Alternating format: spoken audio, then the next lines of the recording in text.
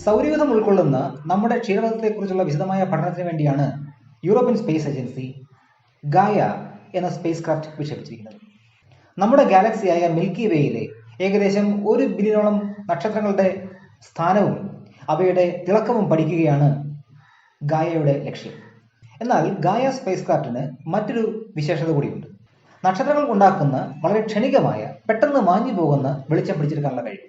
ഗായ space ക്രാഫ്റ്റിന്റെ ഈ കഴിവാണ് 2018 September മാസം 9 ആകാശത്തുണ്ടായ ഈ ക്ഷണികമായ വെളിച്ചത്തെ പിടിച്ചെടുക്കാനുള്ള കാരണമായി തീർന്നത്. പിന്നീട് ആ പ്രകാശ ബിന്ദുവിന് ഗായ 18 CDJ എന്ന് പേരിടുകയും ചെയ്തു.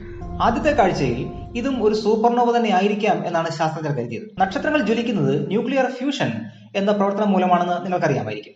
ഒരു ഘട്ടത്തിൽ ഹൈഡ്രജൻ ഇന്ധനം തീർന്നു കഴിയുമ്പോൾ പിന്നീട് ജ്വലിക്കാൻ ആവാതെ നക്ഷത്രത്തിന്റെ പുറംപാളി ഉഗ്രമായി പൊട്ടിത്തെറിക്കുന്നതിനെയാണ് സൂപ്പർനോവകൾ എന്ന് പറയുന്നത്.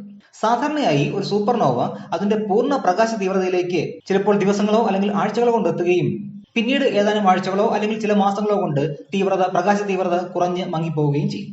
ഇവിടെ ഈ വസ്തുവിന്റെ പ്രകാശം മങ്ങിയില്ല എന്ന് മാത്രമല്ല, ആദ്യമായി കണ്ട ദിവസം തൊട്ട് 200 ദിവസം എടുത്താണ് ആ വസ്തുവിന്റെ പ്രകാശം അതിന്റെ തീവ്രതയിൽ ഏറ്റവും തീവ്രതയിലെത്തിയത്. അതുകൊണ്ടും തീർന്നില്ല, പ്രകാശ തീവ്രത അതിന്റെ ഉന്നതിയിൽ എത്തിയ ശേഷം മങ്ങുകയായിരുന്നില്ല, മറിച്ച് സ്റ്റേബിളായി, സ്ഥിരമായി കാണപ്പെട്ടു.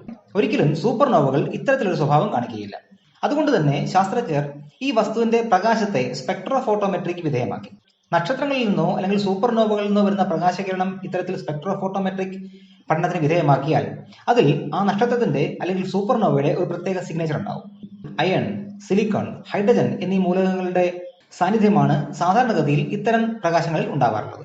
എന്നാൽ ഗായ 18 CDJ എന്ന ഈ പ്രകാശ സോഴ്സിൽ നിന്ന് വന്ന പ്രകാശത്തിൽ ഇതൊന്നുമായിരുന്നില്ല ഉണ്ടായിരുന്നത്.